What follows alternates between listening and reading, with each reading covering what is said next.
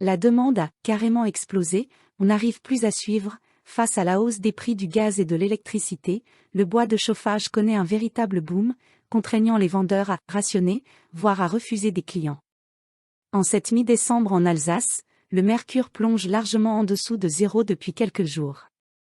Vendeur de bois de chauffage à Wissembourg, Bas-Rhin, à la frontière avec l'Allemagne, Christophe Glad est venu livrer bûches et granulés à l'entreprise Moz, spécialiste des poêles et des cheminées insert, installée à Vendenheim, près de Strasbourg. Monsieur Glad exerce, depuis 23 ans, mais cette année est particulière, je suis tout le temps sur la route en train de livrer. On est obligé de rationner, de livrer en 2, voire 3 fois pour que les clients puissent commencer l'hiver, explique celui qui préside le groupement syndical des négociants en bois de chauffage d'Alsace. Spéculation.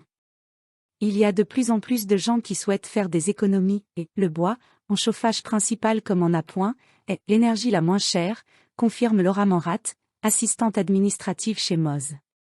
Celle-ci constate une explosion des poêles à bûches cette année, largement devant les appareils à granulés. Avant c'était vraiment du 50-50e, mais désormais c'est la bûche qui a le vent en poupe. Chez ce vendeur alsacien, seulement une personne sur 20 s'intéresse désormais aux granulés, explique-t-elle.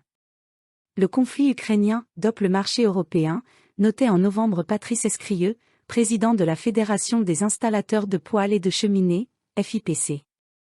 Avec pour conséquence un engorgement au niveau des usines et des délais de fabrication de poêles allant de 4 à 12 mois, expliquait-il sur Sud Radio.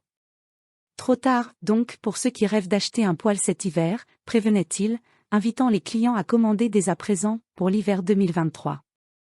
Face à cette demande accrue, les vendeurs de bois, qui constituent traditionnellement leur stock en amont dans l'année, peinent depuis des semaines à suivre la cadence.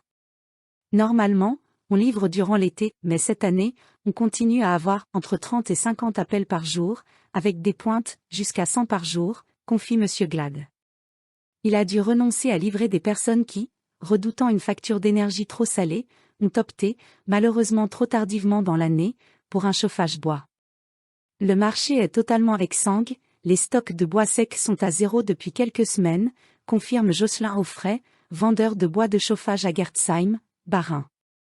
Lui aussi a dû récemment décliner des commandes de personnes qui n'avaient pas eu le réflexe de commander assez tôt, alors qu'en mai ou juin, j'étais déjà dans le rouge.